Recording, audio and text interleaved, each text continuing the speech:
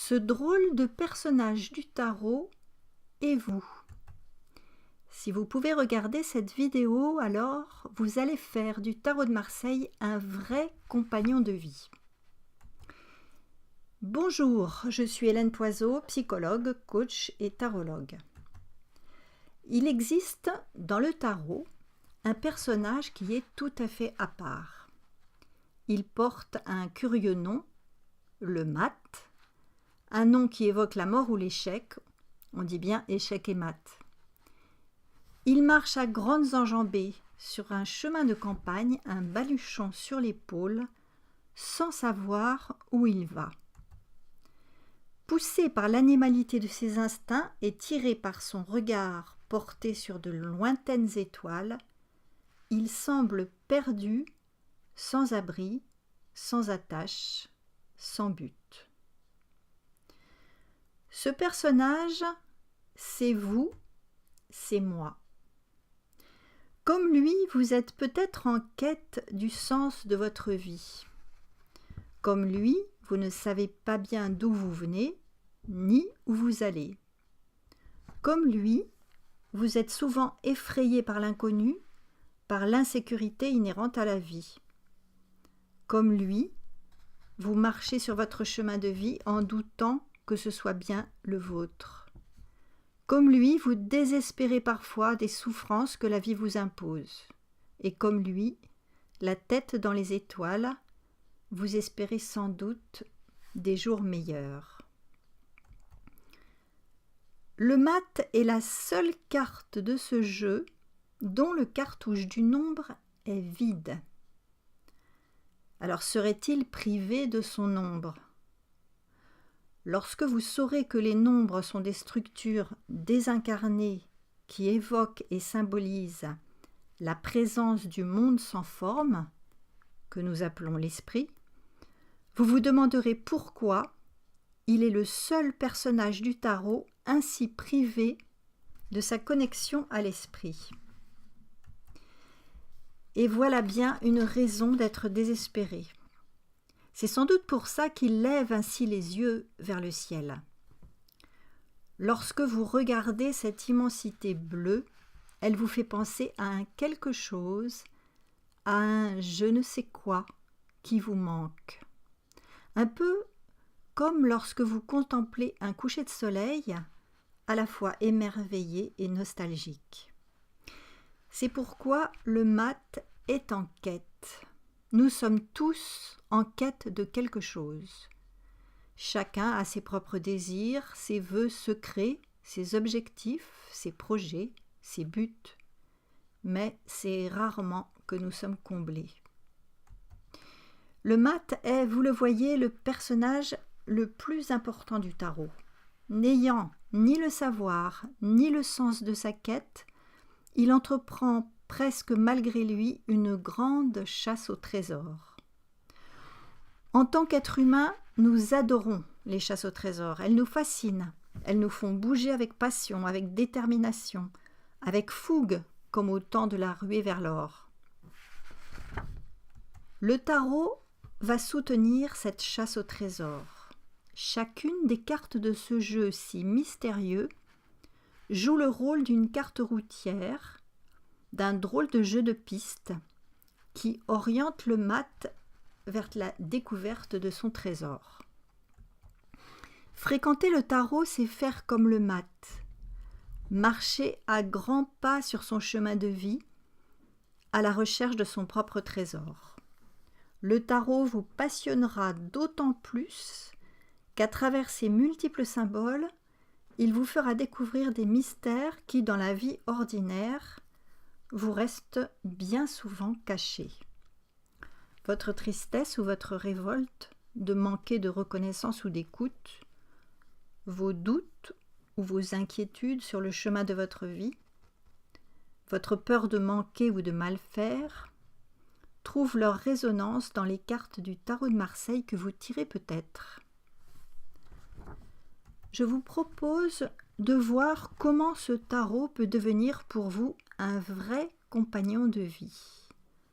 Comment il vous ressemble, comment vous vivez sans le savoir tout ce qui est inscrit sur ces cartes, même si elles vous semblent mystérieuses. Quelques clés peuvent vous permettre d'en recevoir les bienfaits. Alors, comment se présente ce jeu du tarot de Marseille ? Son origine reste mystérieuse.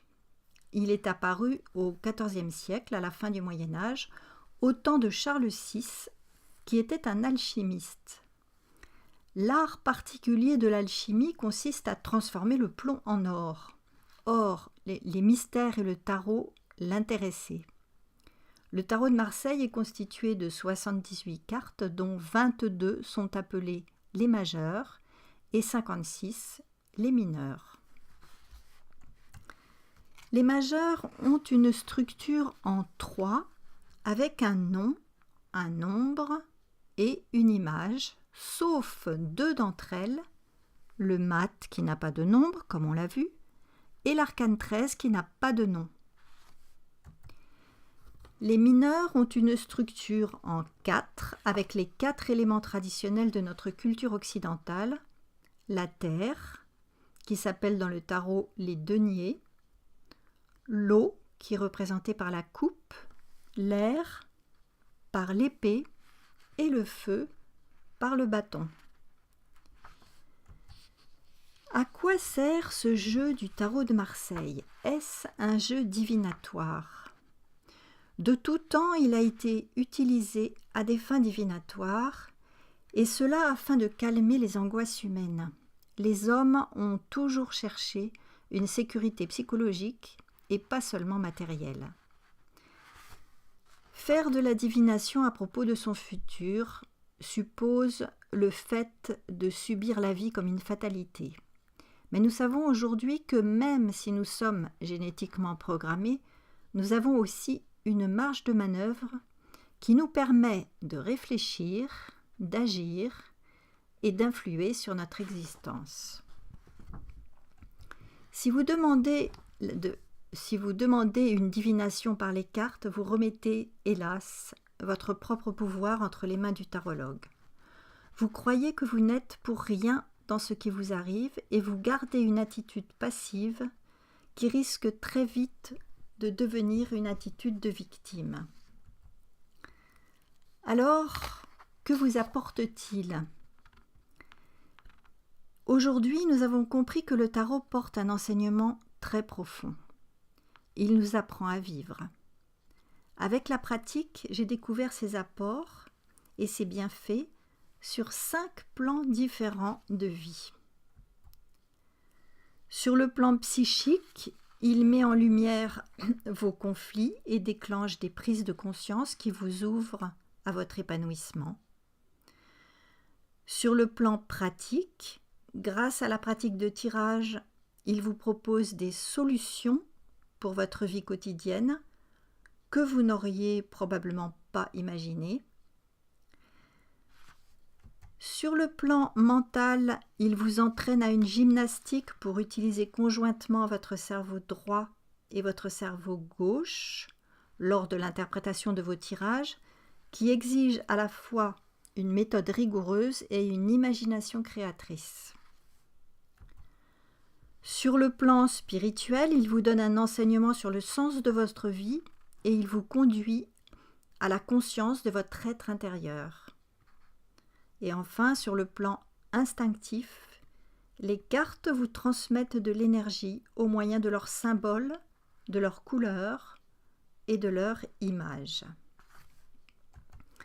Alors, comment le tarot de Marseille est-il utilisé ? Le tarot peut être utilisé en coaching ou en psychothérapie, comme un support pour explorer une problématique et ouvrir les portes de l'inconscient. Le tarologue se sert de tirages accompagnés d'un dialogue approfondi avec la personne qui consulte. Il s'agit de s'appuyer sur la symbolique des cartes pour saisir plus vite et plus précisément les mécanismes de la personne qui vient consulter et qui sont à la source des problèmes ou des difficultés qu'elle rencontre. Après cette exploration, il est possible de demander aux cartes des orientations de solutions. Une approche psychologique peut se faire en projection. La personne exprime ce qu'elle voit et ce qu'elle ressent en observant une carte. Et celle-ci joue alors le rôle d'un support qui met à jour certains éléments de son inconscient. Le tarot peut aussi être utilisé pour vous-même comme un outil d'introspection pour mieux vous connaître, pour vous remettre plus facilement en question et pour avancer sur votre propre chemin de vie. Il est alors nécessaire d'apprendre à connaître les symboles inscrits sur les cartes afin de saisir leur message essentiel. Certaines personnes utilisent les cartes pour méditer en laissant venir des sensations, des impressions, des émotions afin de mieux se réunir à elles-mêmes. Vous pourriez vous demander ce qui justifie de tirer des cartes. Vous allez peut-être me dire que vous prenez une carte par hasard et que cela ne signifie rien. Alors ce qui se passe, c'est que lorsque vous étalez devant vous le jeu de cartes et que vous vous concentrez sur ce qui vous occupe ou qui vous préoccupe, vous allez entrer en résonance avec les symboles et saisir là ou les cartes qui correspondent à ce qui est présent en vous à ce moment-là. Vous savez sans doute que votre inconscient ne représente qu'une pointe de l'iceberg qu'est votre inconscient. Vous savez aussi que votre inconscient est actif et présent dans tout ce que vous pensez, ce que vous ressentez et ce que vous faites. En tirant une ou plusieurs cartes, votre inconscient s'exprime. Elles entrent en résonance avec votre fréquence vibratoire.